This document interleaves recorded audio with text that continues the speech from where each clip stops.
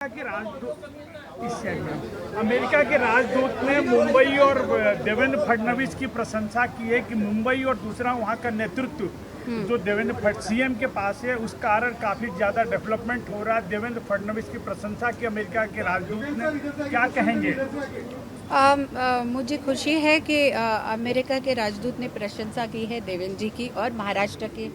Definitely Maharashtra हमारा financial cultural capital है और भारत का सबसे ज़रूरी ऐसा स्टेट है और मुंबई तो उसका कैपिटल ही है।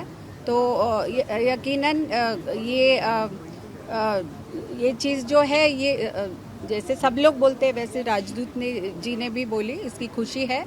और देवेंद्र जी तो दिन रात काम कर ही रहे हैं महाराष्ट्र के लिए। मोदी जी से इंस्पिरेशन लेके और मोदी जी के लीडरशिप के अंडर ये सब काम करना और भी आसान हो जाता है, तो इसका श्रेय मोदी जी को ही जाता है। और हे महत्व अमेरिकन राजदूताला कळतं, पण आपल्या महाराष्ट्रातल्या विरोधकांना कळत नाही। ते वारंवार टीका करतात देवेंद्रजींच्या कार्यपद्धतीवर, कामावर। पहा, विरोधकांचं कामच असतं टीका करणं, पण मला वाटतं टीका सुद्धा अशा करायला पाहिजे, त्या कन्स्ट्रक्टिव्ह असायला पाहिजे। प्रत्येक गोष्टीचा भोंगा सकाळी उठून चालू करणं हे काही ठीक नाही आहे। काही मॅटर असेल, मटेरियल असेल आणि त्याच्यात टीका करणं it's always welcome in democracy. पण काल तुम्हाला संजय राऊतांनी तुम्ही जे म्हटलं होतं की देवेंद्रजींना महाराष्ट्रात राहू द्या, त्यांनी असं म्हटलेलं आहे की अमृता वहिनींनी आता दिल्लीला जायची हळूहळू मानसिकता तयार करावी, देवेंद्रजींना दिल्लीत जायचं। मला वाटतं मानसिकता ही तयार आहे आणि हीच राहणार की महाराष्ट्राची सेवा करायची आहे देवेंद्रजींना, आणि जिथेही आम्ही घरचे त्यांचा साथ देऊ शकलो आम्ही देऊ, आणि ही मानसिकता आपल्यासाठी इनफ आहे, महाराष्ट्रासाठी इनफ आहे। बाकी मानसिकतेचं बाकीच्यांनी स्वतःसाठी वेगवेगळा विचार करावा। इतका मोठा कार्यक्रम इथं घेतलेला आशा वर्करांना आर्थिक साक्षर करण्याचा, कशा पद्धतीने हा प्रोजेक्ट असेल आणि तुम्हाला वाटतं या प्रोजेक्टमुळे त्या महिलांच्या जीवनात काही वेगळे बदल होतील? आज नागपूरचा हा आमचा पहिला कार्यक्रम, जाहीर कार्यक्रम दिव्यज फाउंडेशनचा हा आम्ही चालू केलेला आहे आशा वर्कर्ससाठी, आशा दीदींसाठी, ज्या दिवस रात्र स्वतः झटतात लहान मुलांसाठी, बाळंतिणींसाठी। यांच्याकडे कोण लक्ष देईल असा विचार दिव्यजच्या मनात आला आणि त्यातनं फाउंडेशननी हा कार्यक्रम चालू केला आहे।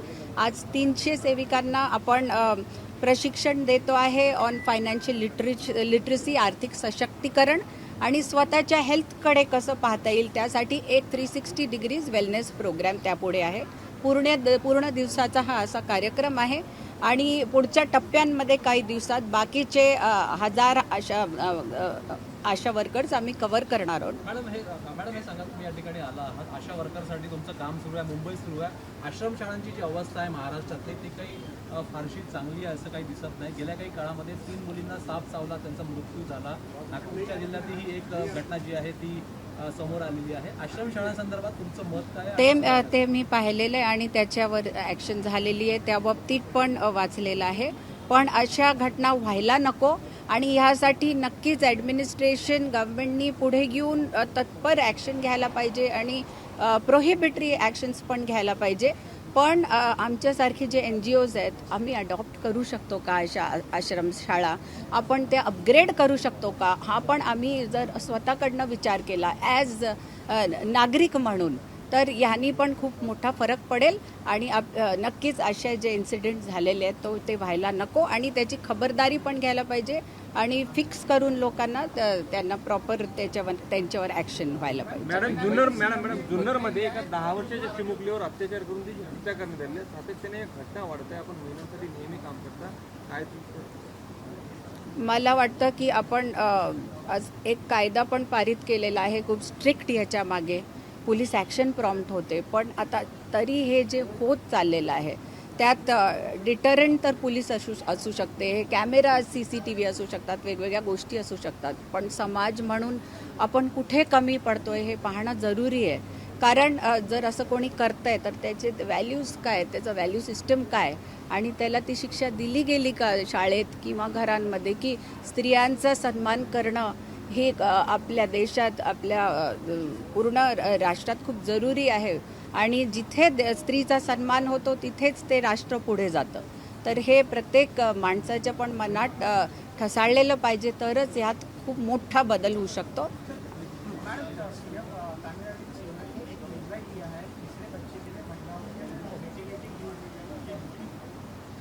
इसका मैं अवेअर नहीं हूँ, but third child maternity leave, मला असं वाटतं मेटर्निटी लीव मैं इसके बारे में आज अवेयर नहीं हूँ, ये क्या उन्होंने निर्णय लिया है. बट वहाँ पे 2 बच्चों के लिए महिलाओं को छुट्टी मिलती थी, हाँ. तीसरे बच्चों के लिए भी उन्होंने उसकी अनुमति दी है कि तीसरे महीने. देखिए, इसमें दो पहलू है. एक तो स्त्री का मूलभूत अधिकार है कि जब वो बच्चा पैदा करती है तो उसको उतना समय मिले बच्चों का संगोपन करने के लिए. उसका एक पहलू ये है. तो ह्यूमैनिटेरियन ग्राउंड्स में ये सही बात है कि स्त्री को चाहे 2 बच्चे हो या 3, उतना समय दिया जाना चाहिए. और बट दूसरा है कि हमारी आबादी ऑलरेडी इतनी बढ़ चुकी है, तो आप तीसरे बच्चे के लिए इससे एक प्रोत्साहन ही दे रहे हैं कि तीसरा बच्चा भी पैदा कीजिए. ये हमारे जैसे देश में होना चाहिए क्या, ये एक सोचने की बात है. मराठी में बताया कि आर्थिक साक्षरता. एक सवाल मैम, जो आज यहाँ पे आपने सेमिनार लिया, आशा वर्कर से बातचीत की, किस तरीके से हमको आर्थिक सबलता दी जा सकती है? देखिए, जैसे आशा वर्कर्स को हम लोग अभी इसमें इन्वेस्टमेंट सिखाने वाले, उनको जो भी बचत हो महीने की, वो किस तरीके से अच्छे से वो बचत कर सकते हैं, वो बचत का निवेश कैसे अच्छे से कर सकते हैं, इसका ये लोगों ने पूरा एक ट्रेनिंग सेशन रखा है. तो मुझे लगता है इससे वो स्त्रियाँ आत्मनिर्भर तो है ही, पर खुद की बचत अच्छे से करेगी तो एक विश्वास उनमें दृढ़ बढ़ेगा और उन पे व्हायलेंस या अलग अलग अत्याचार नाही होईल. वहिनी, मराठीतून देवेंद्रजींचं ते अमेरिकन राजदूतांनी कौतुक केलंय, त्यांच्या विकास कामांचं कौतुक केलंय, त्याबाबत आपण मराठीतून प्रतिक्रिया. मला खूप आनंद आहे की अमेरिकन राजदूतांनी देवेंद्रजींचं कौतुक केलं. महाराष्ट्र तर आपली आर्थिक आणि कल्चरल सांस्कृतिक राजधानी आहेच, तर महाराष्ट्राचं कौतुक जगभर होतंच आणि त्यांनी सुद्धा केलं आहे, त्यात काही नवल नाही आहे. पण देवेंद्रजी जे आज काम करू शकतायत 24/7 ते मोदीजींच्याच मुळे, कारण मोदीजी स्वतः इतके कर्तव्यनिष्ठ आहेत आणि कामाच्या कडे इतके डिवोटेड आहेत, तर त्याच्यामुळे त्यांना पाहून सगळेच नेते कसे काम करतात त्याचा आनंद आहे.